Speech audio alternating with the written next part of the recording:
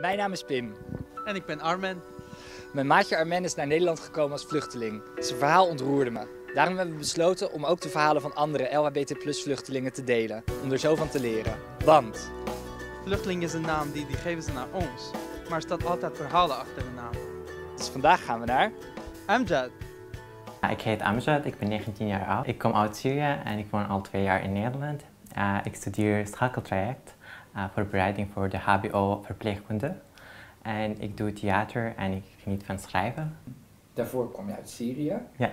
Kun je vertellen hoe het was om daar op te groeien? So it wasn't really the best growing up back in Syria. So because since I was too young, I had to come out to my parents. I was 13 or something, and to my school as well. I was like this activist who wants to fight everyone just. And yeah, I came out to my parents, but before that, when I was 10 or 9, I started seeing people who are making comments about me, about myself, or like, oh, look how you walk, look how you talk, control yourself. And then I just found it normal that I'm getting this kind of comments. and at that time, I didn't know even what the meaning of gay or being homosexual. So one time my cousin was talking to my mom and she told her that there is someone, I want to beat him because he's gay, he walks in front of my shop. And I was like, oh my gosh, gay is something so terrible that you want to beat someone just because they are gay. And I started searching on the internet, like, what's the meaning of gay, like, and when I saw the first pictures, I was like in shock because I've never seen it before. I felt inside me like kind of happy feelings and also so stressed and so scared. And I create a Facebook account, like fake one, to heal other gay people. I start going to other gay people from this fake account to tell them, oh, let's be straight again. My reaction was more, let me find out if there are other people like me, or how can I contact them. But I'm curious, what was the reason behind your thoughts that you said, you know what, I'm gonna cure people, or I'm gonna heal people, as you say. What was the reason? Because I tried at the first alone to try to change these ideas or these feelings. I tried alone, but it didn't work. So I started thinking that maybe if there is other group who are also trying with me and support each other, then it's something might happen. So I started trying to make them, organize them as a group that we were gonna like all together. And a lot of them was making jokes on me like, oh, you can't heal homosexuality, but I wasn't believing that because all the articles in Arabic on the internet says about like how to heal homosexuality with Quran or Bible or stuff, and I was reading only that sort of articles. When I became 13, my brother found out this account and he have seen it and he asked me about it. I tried to lie, but he didn't believe my lie, and then I had to tell him like I think I'm gay, and he was like so shocked. He was positive that the account was to try to heal homosexuality, and I was crying so much and I'm telling him I don't want to be gay, and yeah, then the next day he told my mom after he promised me that he never gonna tell anyone, and they start like trying to heal me with so hard procedures. Like at the first they start with taking my phone and not allowing me to go outside the home. So I don't meet anyone because they thought that these ideas came from other people or from the internet. And they just took all the social media and I wasn't allowed to go anywhere, only to school and back. They found out and they cut you off from social media, and how did you fight it back, or what did you do? Well, everything they were doing, I was trying to fight back. For example, when they took my phone at the first, I became so angry, and the most thing they were always telling me, don't tell other people because it's something so ashamed. So I feel like, okay, you took my phone, I'm gonna tell my grandmother. Okay, you're not allowing me to go to school, to play today, so I'm gonna tell my aunt. So, and our family is so big, and I'm from so traditional small village, so everyone just living next to each other, and if they know something, they start like just sharing everything. So yeah, I found out like after a month that everyone in the village knows about me. Yeah. So it became the town gossip, basically. Yeah. And then what? How did your family react to that? Well, at the first thing I had to do is quit school because when I was going there, no one wanted to talk to me. And if someone was so brave to come and talk to me, he was getting banished from other students. and also the teachers were thinking all the time that I'm causing the school troubles and the other students' troubles. So the deadline, like when I was like, okay, now I'm not gonna continue the school anymore, when two guys came to me and they were like, okay, we're gonna be your friends, and then they took me to like the whole school was sitting like in a circle, so they took me to the middle of the circle and they start saying,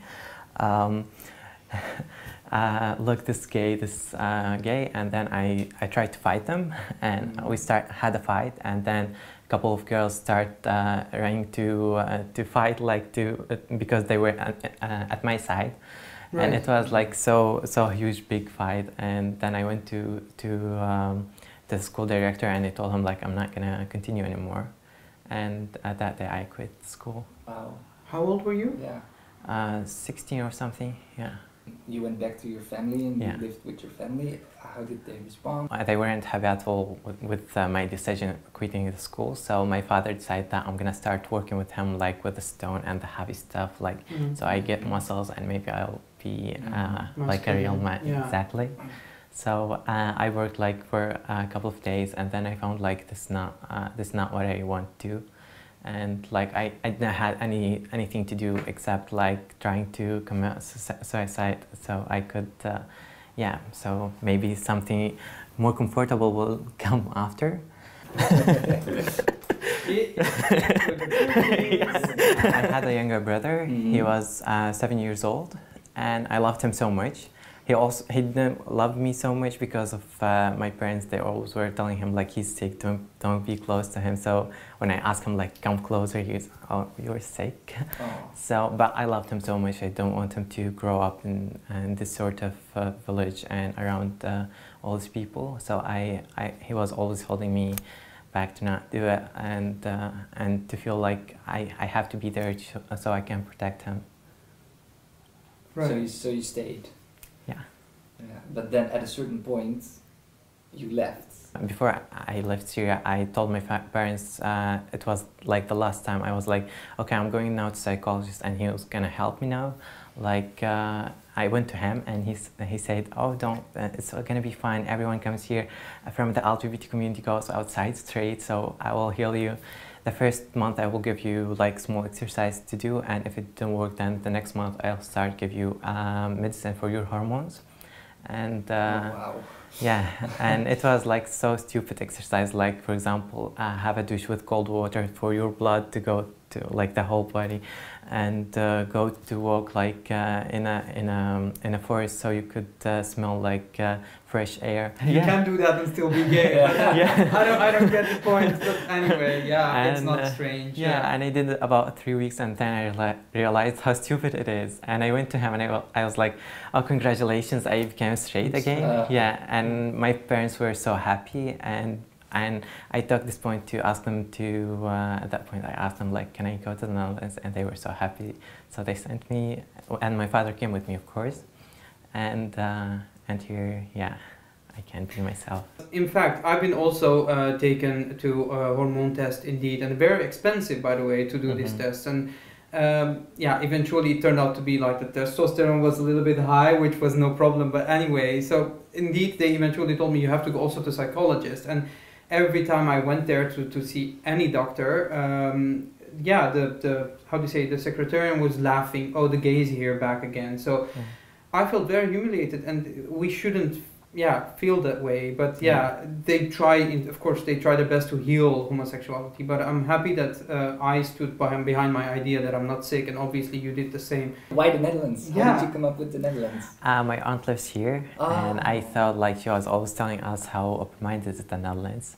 And I always was like searching on the internet, like the place where LGBT people accepted the most, and I was always seeing like interviews with people, random people at the Dam Square, like, what do you think about homosexuality? Oh, it's fine.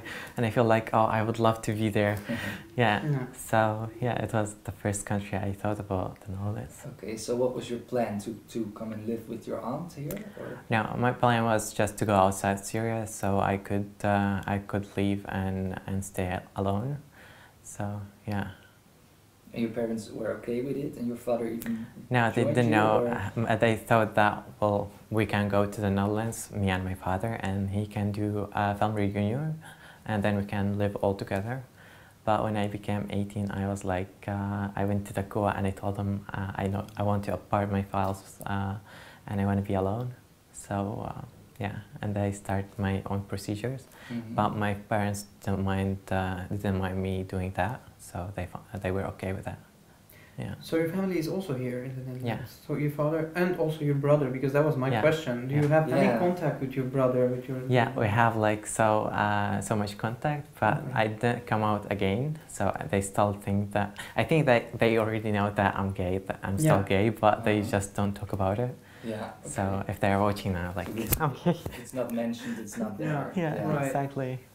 Out of experience, I would say just give things time. You know, always these things take time, and in my case, it also helped a little. I have back a little bit contact with my family, of course, after a while.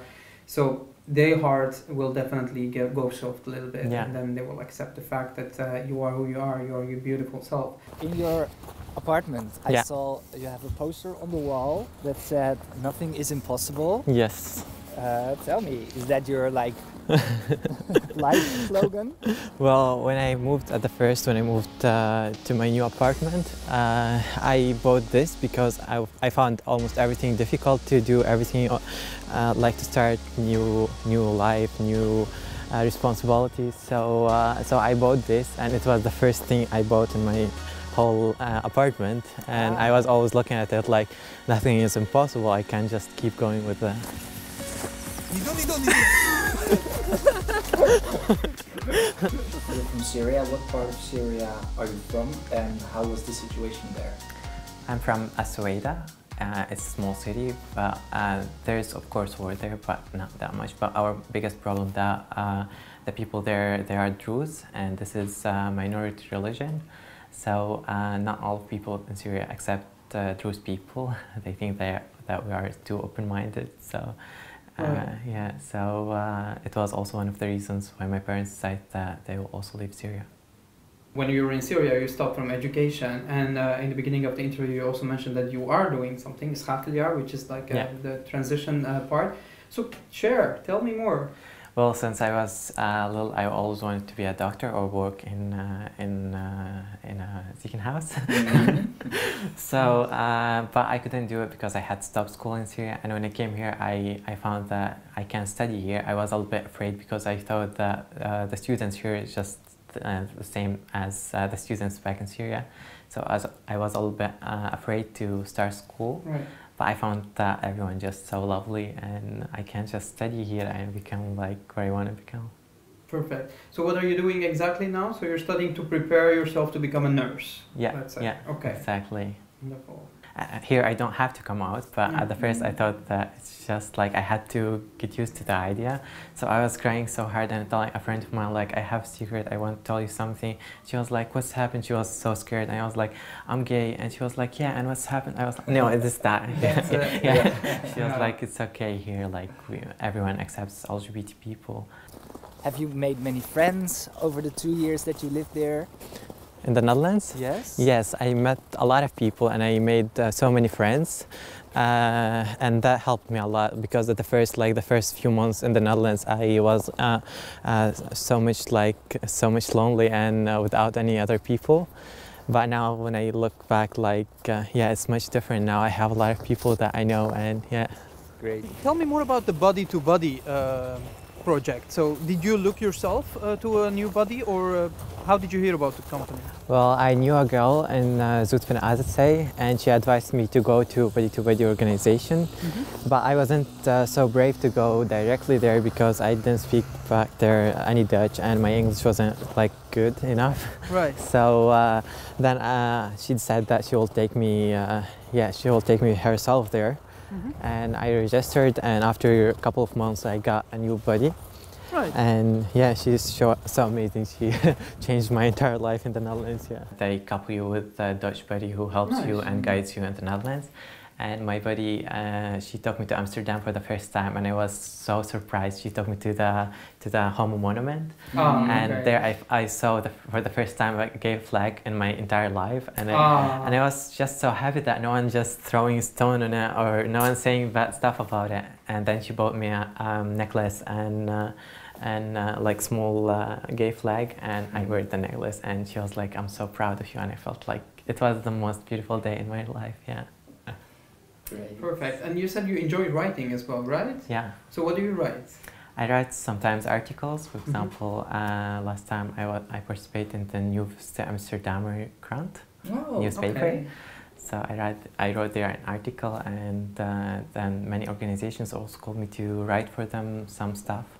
So yeah, but before I was only writing for the social media because I was using writing as like to write about human rights or LGBT or women rights. So I was just using it for social media. But it is also kind of for you a hobby for you, so that you feel better. Yeah, you empower exactly. yourself somehow. Okay. Where did you stay in the beginning? Who welcomed you? At the first, we stayed at Ter Apel, as say, for 4 days, and it was so horrible there. Like we faced people that we've never seen even in Syria. Right. So then we went to Zutphen. It's a small village, but it was like so calm and quiet there. So it was nice. And then to Wageningen, Arnhem, and then Amsterdam. Wow. How was it for you, changing all these places? Well, for me it was fun. Fun? Yeah. Okay, well, positive. Yeah. I like just to go to new places and just meet new people and like, yeah, just the feeling that you're exploring new places, just like you're traveling and you're legal there. So. You mentioned about your procedure. Is there something you want to share about that? My case was a little bit different because I was with my with my father, and I was underage, so I had so much attention, so much parties and stuff. So, but older people, which is they are above 18, they get maybe some problems or stuff. So, I can just say about myself, it was comfortable for me, and I was pretty happy there.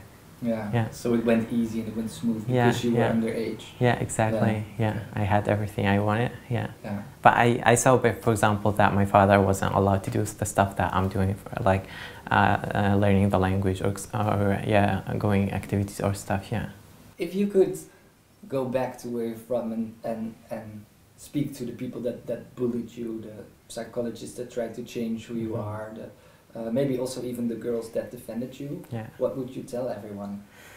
Well, if I could go back with time, I will probably not do what I did before because it caused me so much pain just trying to, in a young age, trying to be an activist or try to just write in social media about human rights. It caused me so much pain seeing people with the negative comments and stuff. So I probably would not do it and just wait a little bit until I just leave Syria.